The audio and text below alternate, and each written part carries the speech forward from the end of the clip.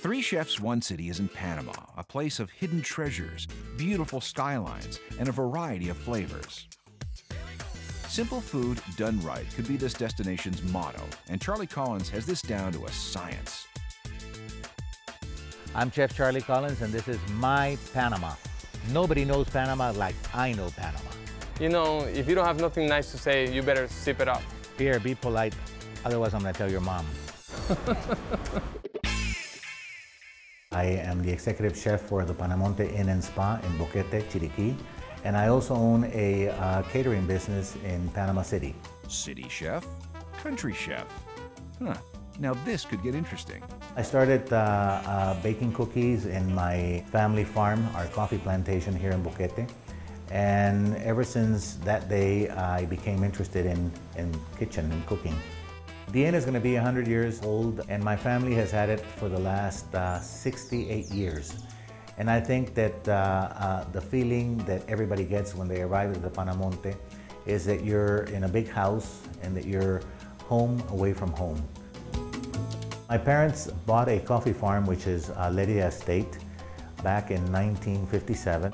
Out of that farm came out the first coffee to be exported from Panama, and slowly Panama's coffee started becoming known in other parts of the world.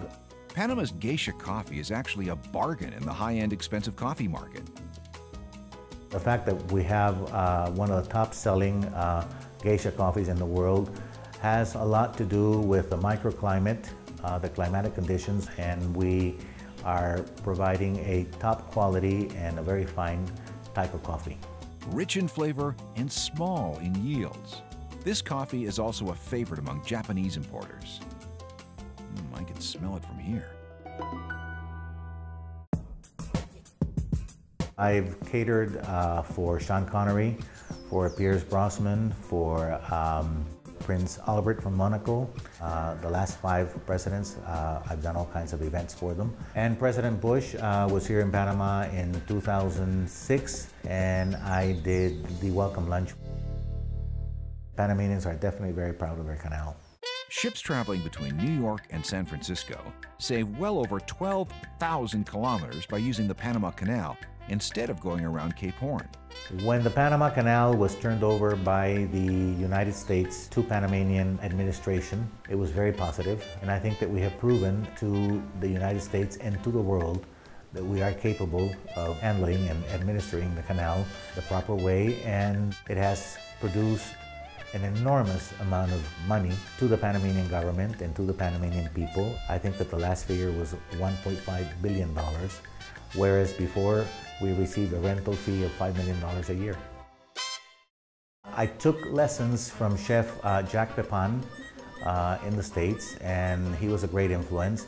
And I would say that locally, both my grandmother and my mother, who were great cooks and loved to entertain and showed me the art of entertaining, were very instrumental in my interest in kitchen and in the cuisine. I told him everything he knows. That's for sure. Aw, don't we all want a mom like that? So we're going to start with tasajo. Tasajo is dried beef that originally in Panama, when there was no electricity, coffee field workers would hang the beef over the fire pit, and it was smoked and dried, and that way they had beef throughout the week. New Panamanian cuisine is, for me, is taking our indigenous ingredients and using classical French, European techniques and applying them to our ingredients and creating dishes that are interesting, that are flavorful, and that depict our heritage. What I'm going to do is that I'm going to start pounding the pork. And I'm going to pound it lightly. Careful with that hammer, Charlie. Watch your fingers. I'm going to slice some onions, which are going to be part of the sandwich. Then I'm going to take some yellow peppers and slice those julienne style. I studied in University of Nevada, Las Vegas, and I traveled quite a bit as a student. I always felt that Panamanians were not proud of their cuisine. part of their gastronomy. So with the experience that I gained abroad, I decided that I would give our cuisine a more predominant place in our cities than that typical French cuisine and other styles of cooking that were available in restaurants in Panama City. We're ready to add the pork, and we're going to incorporate this to the onions and the peppers and the garlic.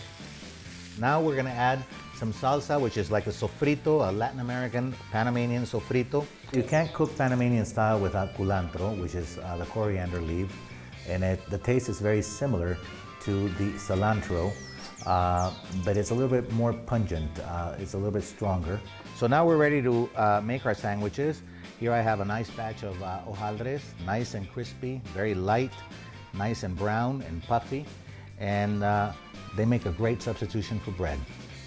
Ooh, a Panamanian twist on a pulled pork sandwich. Yes, please. So there you have the sandwich, new Panamanian cuisine. Enjoy. So there you have it, a look at Panama and its food scene through the eyes of those who define it. Chef Pierre, rocking the old city gates with a new city scene. Coquito Calvo, a master of both upscale and downtown. And Chef Charlie Collins, with one foot in the country and the other in the city. Panama may divide two oceans, but it is definitely united on great food. One of the world's great food destinations, revealed here on Three Chefs, One City.